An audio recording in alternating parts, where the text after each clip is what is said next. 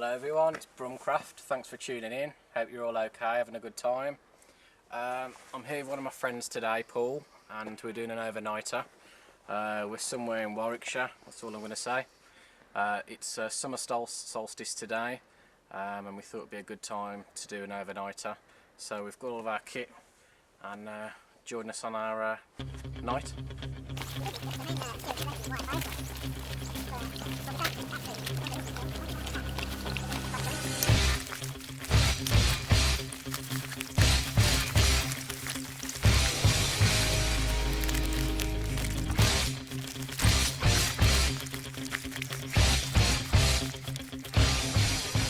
Too small to jump on my hand.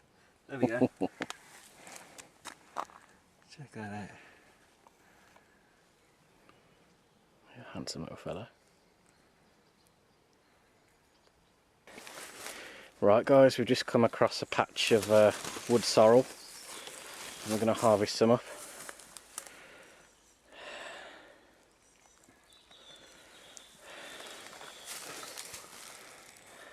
Okay.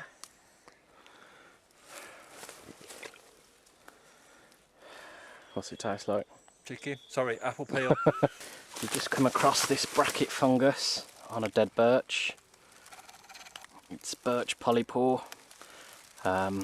It's an antimicrobial. You can use it for covering wounds, and you can use it to strop as well. I think it's edible, but apparently it tastes like cardboard, so you won't really want to eat it. But if you want to, be my guest. Well, we're on our way in. We found some more bracket fungus here on another dead birch. That's a horseshoe fungus. I think the Latin is foams fomentans. Correct me if I'm wrong. And this is what they found on Otzi the Iceman, I believe. How many thousand years ago was that? Yeah. So if you dry that out, that'll take a spark and that'll burn for a good 3-4 hours. So that's what we're going to do.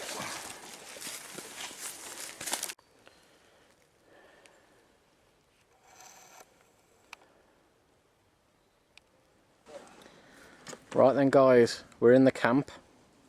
We've set up our sleeping systems.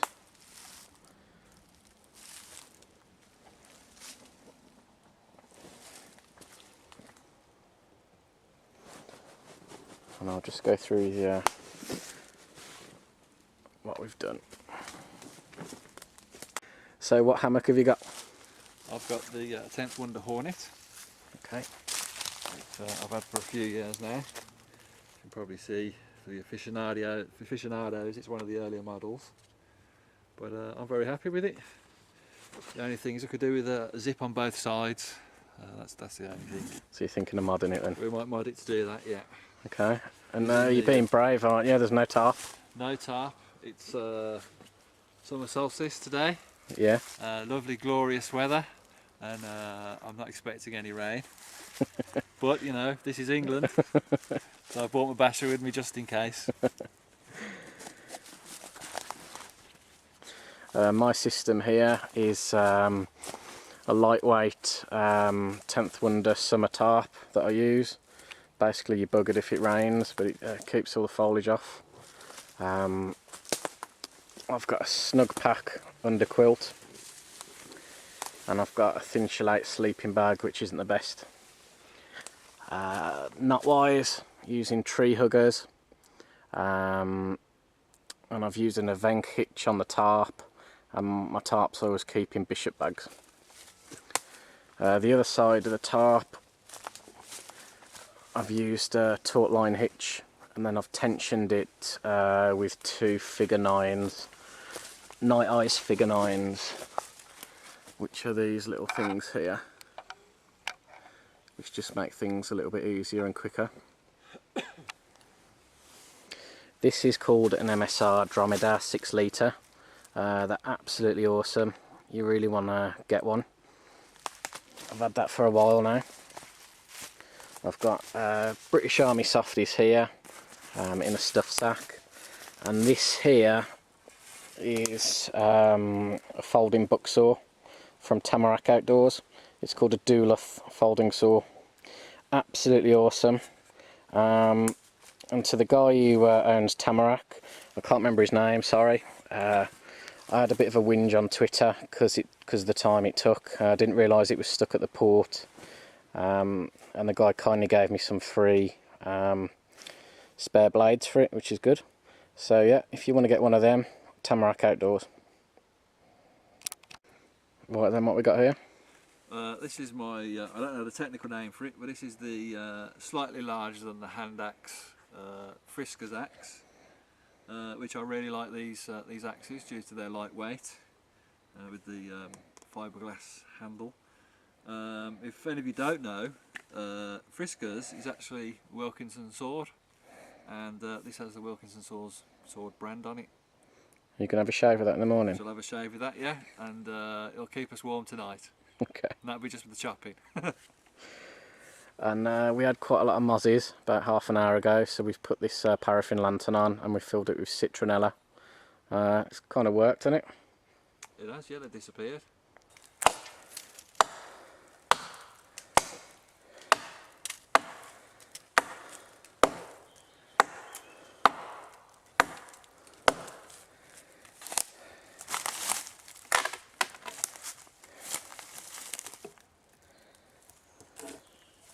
We've built an upside down fire. We've got an old bird's nest on the top, and we're actually using part of it in the tube as tinder. And it's just gone up straight away.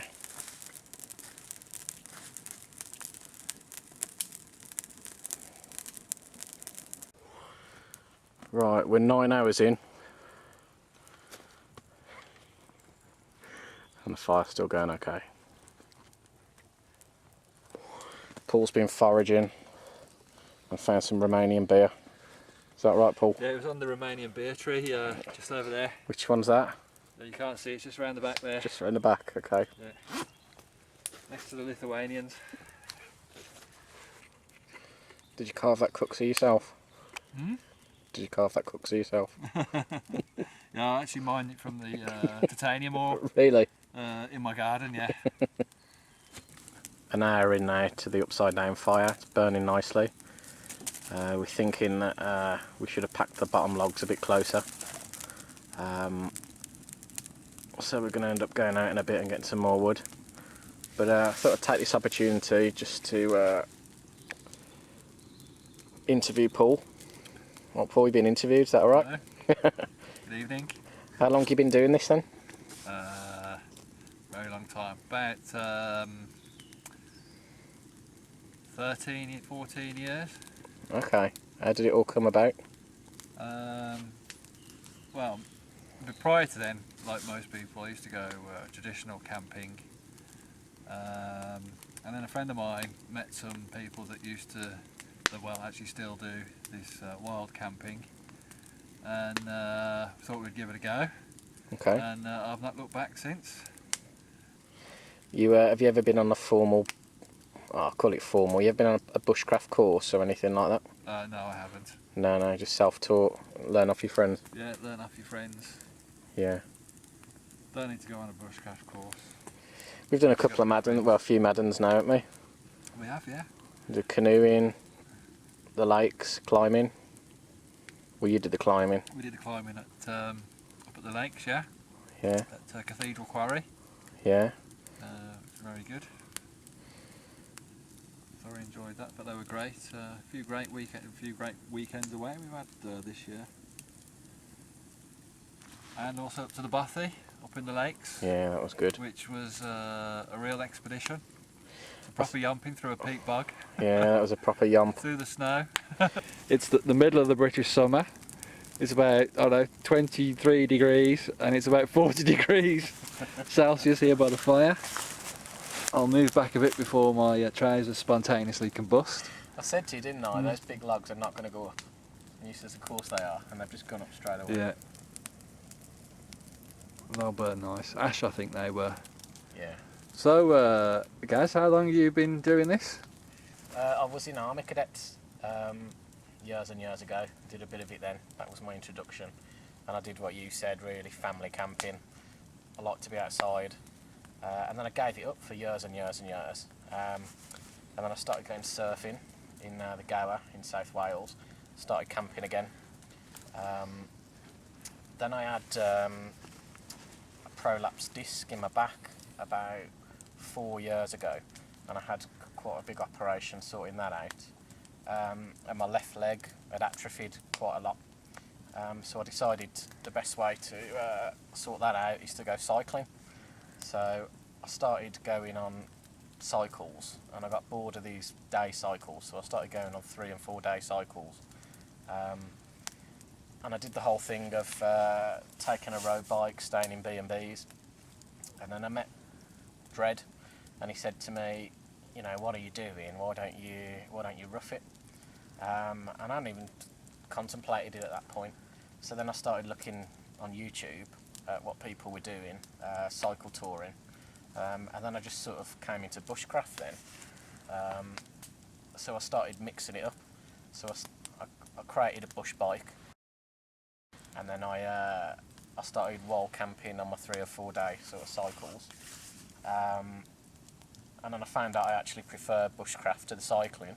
So I've basically, my garage isn't a garage anymore, it's basically a den. It's basically an army surplus store, my garage is now. I've got every bit of kit going and I just love it. And Yeah, I think we can all relate to that, yeah. guys. You can never have enough. You guys that actually met you guys. You can never have enough kit. Right, guys. Paul's basically said to me that I need to stop saying right, guys. So I'm going to say right, guys, as much as I can now. We've got right, guys. We've got, what's this called? I don't know. Grandpa's end of stick thing. Grandpa's end of stick thing from Light My Fire. Obviously Grandpa was a very inventive guy, and we're cooking some sausages. Basically it's like a squirrel cooker. Let me bring it in to show you.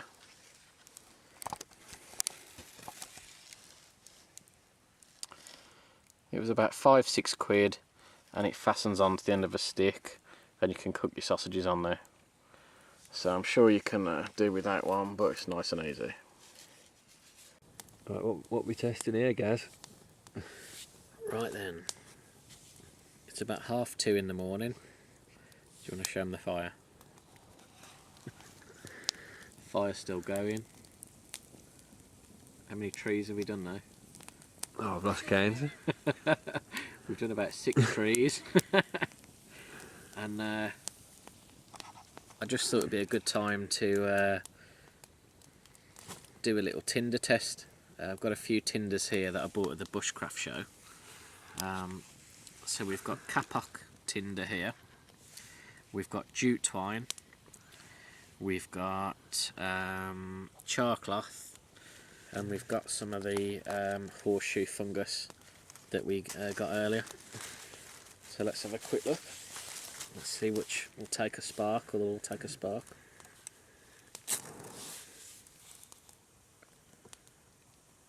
That was lovely. Okay, there's a bit of a flash in the pan.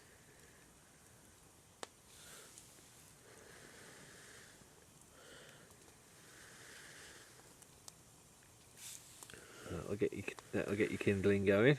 Yeah. And then we've got the jute twine here. Just going to make it more fibrous.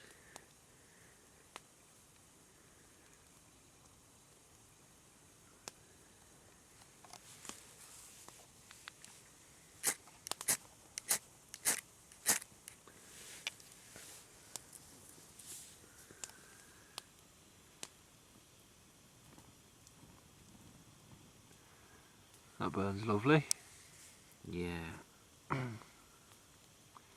It's definitely resinous.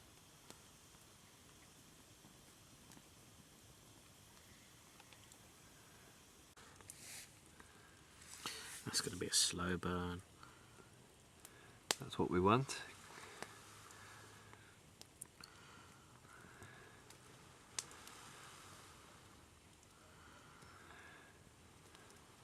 think that traditionally that's been used if you want to move your fire from one camp to another. And this is the horseshoe fungus now in full swing.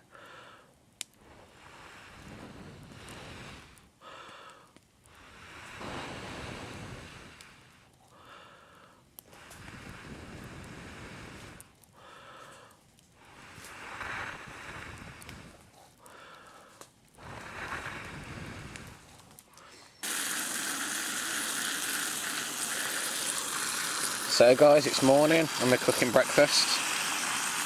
Well, I'm cooking breakfast on a jet boil. We've just had some fresh coffee, courtesy of the jet boil Java. And what have you been eating, Paul?